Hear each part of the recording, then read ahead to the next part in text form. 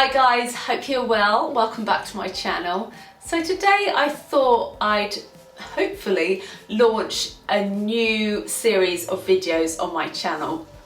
When I first started uploading to YouTube those many years ago, it was purely music interviews and maybe clips from gigs and festivals. So the content was 100% music.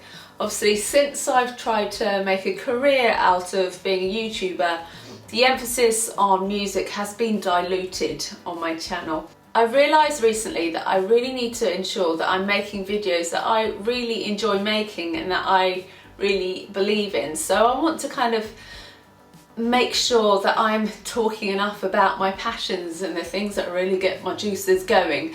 So that's why I thought this was the perfect idea for me. So this series will be called, well at the moment it's called Sophie's Shuffle, or is that what I'm going to call it? Anyway, so basically it's just going to be me talking about songs that I've been listening to recently, and there'll be old songs, new songs, very different kind of songs. So on the whole it's going to be a very mixed bag, like a musical pick and mix. Sorry, I'm still a bit poorly, so my voice keeps giving up on me. And then some uploads will be a theme, so it might be my best breakup songs, it might be my favourite Christmas songs, the ones that get me in the party mood. You get the idea. When I was thinking of the name for this series, I wanted to incorporate the fact my name's Egg, because I thought Soph's Musical Scramble or Eggleton's Sonic Scramble. So if you can think of anything a bit better than Sophie's Shuffle, then let me know. So a lot of the songs in this video are going to be songs that made their way into our holiday playlist when we were in Kefalonia, the ones that we kept going back to accompany us on our drives around the island. So first one is a song called Augustine by Blood Orange. Blood Orange is a guy called Dev Hynes. I think he's generally based out of New York, or has spent a lot of his career in New York at least. He has created work under various different names and guises. So Test Icicles, you might remember, also Lightspeed Champion, and he's an incredibly interesting and creative guy.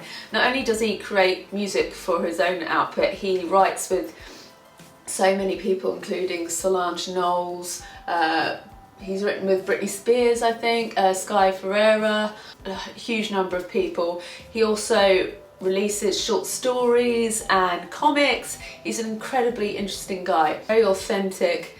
And before he released the album which this song is from, called Freetown Sound, he decided not to do much press running up to it, which is obviously very different to the usual approach to a new album, because he just thought that there was so much to talk about the album that could only be talked about once it was out there and being consumed by people. I kept seeing this album artwork everywhere. This amazing photograph just was going around Twitter, and I was instantly intrigued because it looked like the sort of photo you see inside the pages of ID or Dazed and Confused. It was a really cool and strong image for album artwork.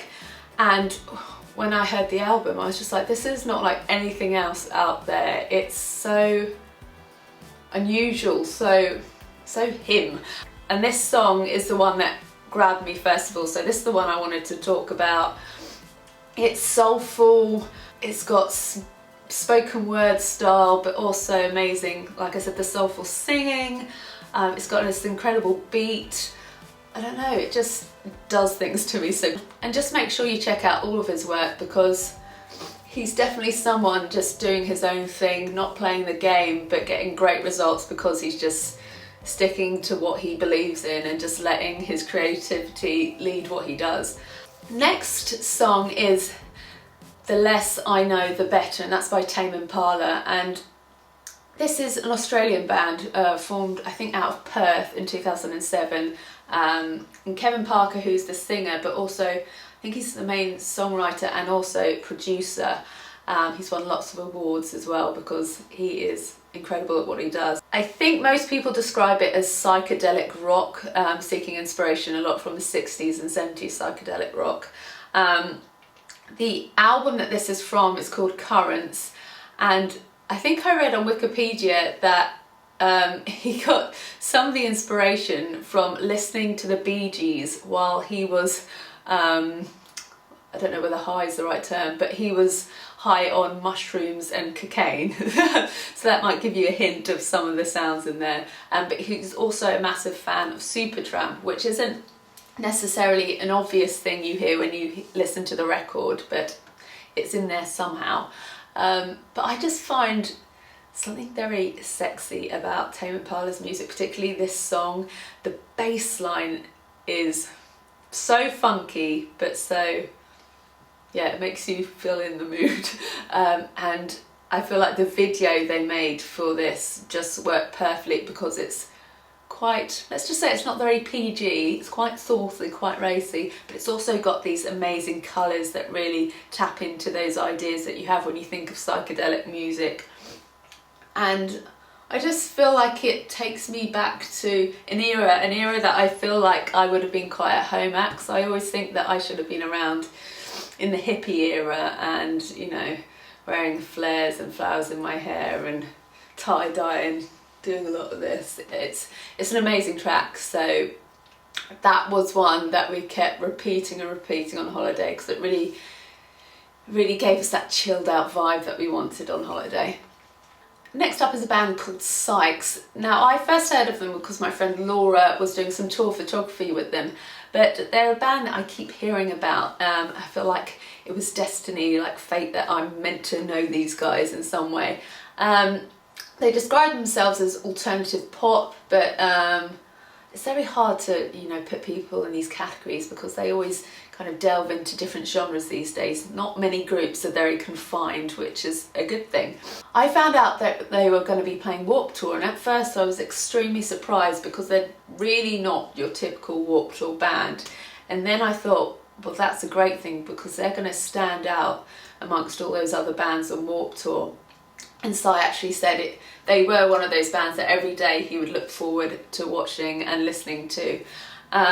And when I've looked at all the comments from Warped Tour, so many people have written, you were my favourite new discovery, etc. So it obviously paid off for them. And they're actually extremely nice people to boot, so that's a nice bonus as well, because you feel happy that you're spreading the word about this band. What I like is Julia, who's the singer, she's got this really pure voice. It could almost be ethereal, but put against the synths, you get this really nice chilled vibe about it. But then suddenly, you know, this rougher, more rocky sound comes in courtesy of the guitars and the drums. So I feel like people that like rock and people who like pop and even kind of chilled out dance music even would like the sound of Sykes. So I'm going to recommend their latest single. I think they're currently on tour with Emarosa, but they've also toured with the likes of Codaline too. I know you might say it's favouritism, but if I don't do it, you know, what sort of girlfriend am I? But I genuinely would be recommending this anyway, because before Cy and I got together, I was a big Young Guns fan. I wasn't like a fangirl, just to put that out there, but I was a fan of their music. So their new album, Echoes, is released, and I've got to say it's got the best reception, I think, any of their albums have got to date. And it's always a nerve-wracking time when people release new albums because you just don't know which way it's going to go. It's a very unpredictable thing. But I feel like it's a very straightforward, and I don't mean that in a boring sense, but it is classic pop rock, so melodic rock, I guess, is the right term to use. Gus, who's written the lyrics, they're very personal to him and talking about a fairly difficult year in his life, or a pretty unsettled year in his life, and I think that comes through in the songs. My favourite keeps changing, but I'm gonna go for Living in a Dream Is So Easy. This was not my initial favourite, but it's one of those ones that's come up sprinting from behind, and it's the current go-to one. Let me know which ones you're enjoying the most, because it'd be interesting for them to know for future singles and which ones to play live in concert, and I can let them know. By the way, massive props to David Bendith, who is an amazing producer and always seems to bring out the best in the bands he works with. He's worked with the likes of Paramore and Of Mice and Men. When they said they were going to work with him, I felt my confidence rise a lot about the upcoming record. I kind of felt that he would push them in a positive way to get the results needed to make this album the success it is. So props to Dave Bendeth as well. Next up, I want to talk about Low Teens by Every Time I Die. Whew, what can I say about this record? If you don't know Every Time I Die, they are yet again another band that's hard to describe because they tap into so many different sounds and genres and scenes and stuff, and I feel like they are one of those ones that are just doing their own thing and they're not dictated by trends. And they just do it oh so well. I feel like this potentially is the strongest in a while. It just packs such a punch. As soon as you play the first track, you're like, whoa, okay, they're up for this. They mean business. And they're not afraid to make ugly songs, or the songs that have conflicting sounds or don't make sense. It's like unpredictable. They have their melodic moments and then they have those kind of discordant moments, and I love that because it feels alive, it feels energetic, feels vital. I haven't picked my favourite track yet because I'm still at that stage where I'm getting to know the record, but I do want to say, if you like heavy music and if you like bands that are a little bit crazy, then you need to check these guys out if you haven't, or you need to give this album a go because it doesn't disappoint. Next, we're going to chill it out again, and I'm going to talk about one of my favourite film composers of all time, and that is Craig Armstrong. Oh, the list is endless, the films that he's done tracks for. I'll put a few up somewhere here. But he also did this album where he collaborated with people, and he did one song that particularly stands out for me called Wake Up in New York with Evan Dando, who is from the Lemonheads. That track was on the 2002 album As If to Nothing, and it also featured collaborations with, I think Bono was on there, David McAlmont, but also some amazing tracks that I guarantee you will have heard. I know they used one called Finding Beauty. I kept hearing it on Top Gear a few years ago. It's used on adverts and stuff as well, but he can evoke emotion, he can evoke movement. But this song, it's the song I really wanted to soundtrack my New York lookbook to, but unfortunately it's one of those ones that's blocked in certain countries. But it's so beautiful. It's one of these very quiet songs that builds and you reach this amazing crescendo that just makes your heart sing. I know that sounds cheesy, but you'll know what I mean if you listen to that whole track. Next up, I wanted to talk about Little Baby Nothing by Manic Street Preachers. Now, this was from their first album, which would have been in the 90s, maybe 92? Oh, I don't know if it is. I think 90, but it's called Generation Terrorists. It's by no means my favourite Manic Street Preachers song. It's not even my favourite on the album, but I found myself this month thinking a lot about female issues, about equality. There's been a lot in the press, but also in my own life that has led me to thinking about these issues. I guess it's largely a song about female sexual exploitation, really. And they were going to get Kylie Minogue to do the female part because it ended up being a duet, but in the end it was Tracy Lords, who was an ex-porn star, who did the female part, and I think that's what made the track, because knowing that she had experienced some of the things she was singing about, and knowing that she probably related to a lot of the themes, I don't know, it just made it more powerful. It was like she was telling you her story.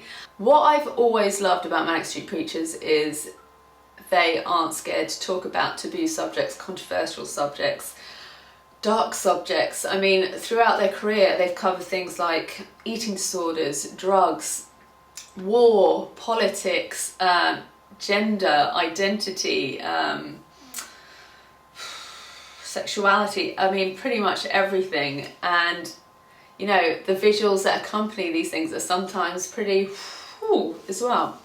Now, Generation Terrorists, if you listen to it, there's a lot of kind of hair metal elements to it, but it's like hair metal with a first class degree, because the things they say and the way they do everything is done with such intelligence, and not just academic intelligence, it's just intelligence about the world we live in and the issues we're facing and the things that need to be spoken about, and they do it in such a beautiful and articulate way, but it's sometimes very poetic and sometimes it's so direct it just smacks you around the face. The lyrics are just so like exactly what they wanted to say. There's no fanning about or making it frilly, it's straight to the point. So other tracks from that album you should probably listen to are Motorcycle Emptiness, which is probably one of their biggest anthems and probably a huge anthem for the 90s in general. You Love Us, Motown Junk. But like I said, this is not my favourite song, and I don't think it actually represents the overall sound perhaps. So if you don't like this track, please do, you know, experiment with their other albums and some of their other songs, because I guarantee there'll be a song in there that moves you or makes you think. They're an incredible band and still one of my all-time favourites, and were actually the first band I ever saw live.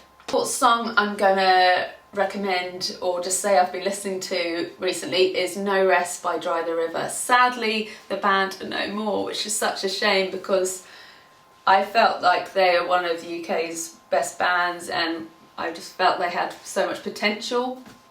I interviewed them a few times and they're also really nice guys, and I also found it very interesting that despite the music they made being quite folky and a lot of acoustic elements, they all come from a heavy or hardcore background and they love heavy and hardcore music, and they showed that through the way they performed. You know, they'd be moving around the stage with vigour, they'd be, you know, throwing their hair about. There was such passion. It wasn't, they weren't just there going ding ding ding. It, you know, you could see that they had, you know, a huge amount of inspiration from those heavier bands. It starts very pretty, very pleasant, very nice, and it builds and builds, and you get to this repetition of these phrases that you just end up singing to the top of your voice, and I just love it. And you should just check out the whole album, Shallow Bed, because it's a really incredible album. So yeah, so that's just a few of their songs I've been listening to recently a lot and overplaying probably.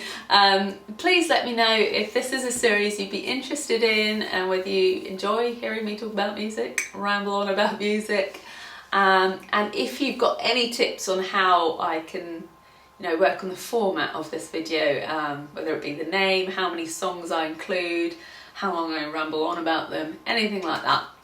So yeah, let me know if you check out any of the tracks and what you think of them, and I'll see you in a video soon.